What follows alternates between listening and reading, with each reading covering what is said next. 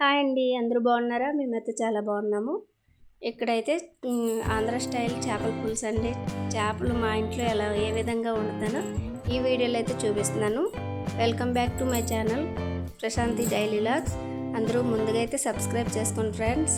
ఇక్కడైతే మా ఆయన చేపలు అయితే తీసుకొచ్చారు, అవి అయితే క్లీన్ చేస్తున్నాను.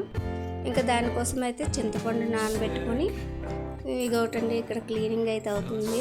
అందులో అయితే కొంచెం పసుపు ఉప్పు వేసి అయితే ఇలా మళ్ళీ ఒకసారి క్లీన్ చేసుకొని పక్కన ఇంకా చేపలు అయితే క్లీన్ చేసాము. ఇంకా అందులోనే కొంచెం పసుపు, కారం, ఇంకా ఉప్పు, ఆయిల్ కొంచెం అయితే వేసుకొని కలిపేసి పక్కన పెట్టుకున్నాండి. ఇంకా దానికి మసాలా పొడి రెడీ చేసుకుంటున్నాను.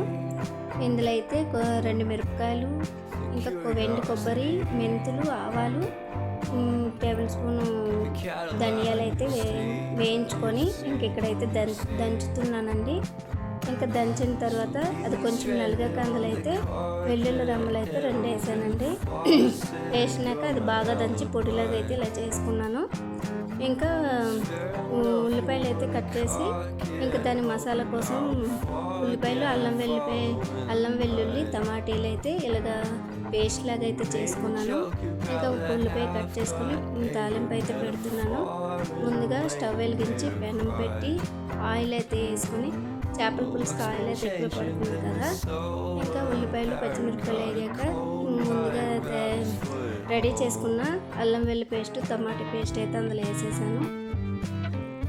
వేసినాక అందులో కొంచెం పసుపు, ఉప్పు, కారం అయితే వేసానండి. వేసిన తర్వాత అది బాగా మగ్గాక ఇందులో అయితే చేపలు అయితే వేసేసాను. చేపలు వేసిన తర్వాత ఇంకా అందులోనైతే చింతపండు పులుసు అయితే వేసేసాను. వేసిన తర్వాత ఇంకా అందులో 2 గ్లాసులు వాటర్ అయితే పోసుకొని అది బాగా మరిగాక అయితే మనం ముందుగా రెడీ పెట్టుకున్న మసాలా పొడి అయితే వేసుకున్నాను. అది బాగా పెరలేక ఇంకా లాస్ట్కి అయితే కొత్తిమీర వేసినాక కాసేపు అయితే మరిగించానండి. ఇంకా అయిపోయిన తర్వాత ఇంకొకటి చేపల పులుసు అయితే రెడీ అయిపోయింది. ఎలా ఉందో కామెంట్ అయితే చేయండి. Please subscribe.